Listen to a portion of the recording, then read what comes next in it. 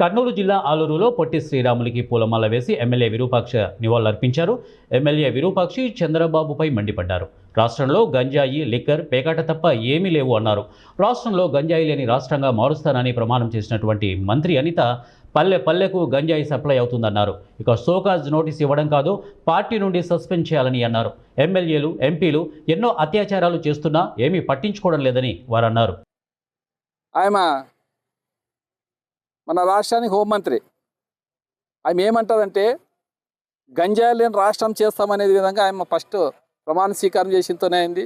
ఇప్పుడు రాష్ట్రంలోన మీ ఎంపీలే డ్రగ్స్తో పడిపోయినాడు అనే ఎంపీ గారు ఉన్నతమైన పదవిలో ఉన్నాడు. ఆయన ఫస్ట్ మేము కోరుకునేది ఒకటి, ఆయన్ని మీరు ఊరిన నోటీసు షోకాజ్ నోటీసులు ఇస్తే సరిపోదు, ఫస్ట్ ఆయన్ని పార్టీనే సస్పెండ్ చేయాలా, ఆయన పార్టీకి రాజీనామా చేయాలనే విధంగా మేము కోరుకుంటున్నాము. అదేవిధంగా ఎంతోమంది ఎమ్మెల్యేలు ఈరోజు మీరు ఆనవాయితీ అయిపోయింది, మీకు వాళ్ళంతా అరాచకాలు చేస్తున్నా, అత్యాచారాలు చేస్తున్నా, ఈ డ్రగ్స్ మొత్తం ఈ నుంచి ఏం నడుస్తుందంటే ఫస్ట్ ఈ అత్యాచారాలకి ఇవన్నిటికీ ఒకటే ఉండేది డ్రగ్స్ మన రాష్ట్రంలో విచ్చలవిడిగా పల్లెలకి మా ఏరియాలో ఈ డ్రగ్స్ అంటే తెలియదు, గంజాయి అంటే తెలియదు మా ఏరియా మా ఆలూరు కాన్స్టిట్యున్సీకి. అట్లా ఈరోజు పల్లెలకు చేరింది ఈ గంజాయి కానీ డ్రగ్స్ కానీ. ఈ చంద్రబాబు నాయుడు ఏం చేస్తున్నాడో మాకు తెలియదు, ఈ ఆయన హోంమంత్రి గారు ఏం చేస్తున్నారు, లా అండ్ ఆర్డర్ అసలు మన రాష్ట్రంలో లా అండ్ ఆర్డర్ అసలు లేదు. ఈరోజు మన ప్యాకాట నిన్న రాత్రే చూసినాం,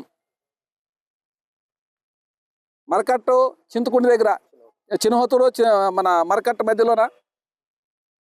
ఈరోజు ఎవరు మా వైసీపీలు చెప్పింది లేదు, ఎవరు చేసింది లేదు. వాళ్ళే కర్నూలు నుంచి విజిలెన్స్ వచ్చి అయినా మేము చెప్పినా కానీ మా పోలీస్ డిపార్ట్మెంట్ పెడచోని పట్టుకుంటుంది మేము చెప్పినా కానీ వాళ్ళే తెలుసుకొని ఈరోజు ప్యాకాట సవరాల మీద ఎంత చేస్తున్నారో చూడాలి. ఒక దగ్గర కాదు, మన ఇక్కడే ఆలూరు ఒకటే కాదు, రాష్ట్రంలో మొత్తం ఎక్కడైనా చూసుకోపో ప్యాకాట, డ్రగ్స్, గంజాయి, లిక్కరు ఇవి తప్ప మన రాష్ట్రంలో ఏం పరిపాలన లేదు.